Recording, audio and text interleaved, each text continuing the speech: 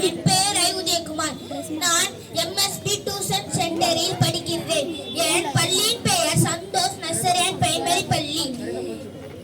நான் 5ஆம் வகுப்பு படிக்கின்றேன். என் தந்தையின் பெயர் ஐயப்பன்.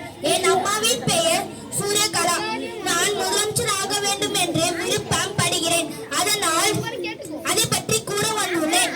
நான் முதலமைச்சர் ஆனால் ஏழைகளுக்கு உதவி செய்வேன். பள்ளிகளை கட்டி இலவச கல்வியை கொடுப்பேன். காலை மதியம் 2 வேளையும் இலவச உணவு வழங்குவேன். பள்ளி மாணவ மாணவிகளுக்கு இலவசமாக சீருடை வழங்குவேன். பள்ளி மாணவ மாணவிகளுக்கு இலவசமாக பேருந்து பயணச்சீட்டு வழங்குவேன். ஏழை எளிய மக்களுக்கு இலவசமாக அரசு மருத்துவமனைகள் கட்டுவேன். அனைவருக்கும் இலவசமாக குடிநீர் வசதி செய்து கொடுப்பேன். பள்ளி மாணவ மாணவிகளுக்கு இலவசமாக மிதிவண்டி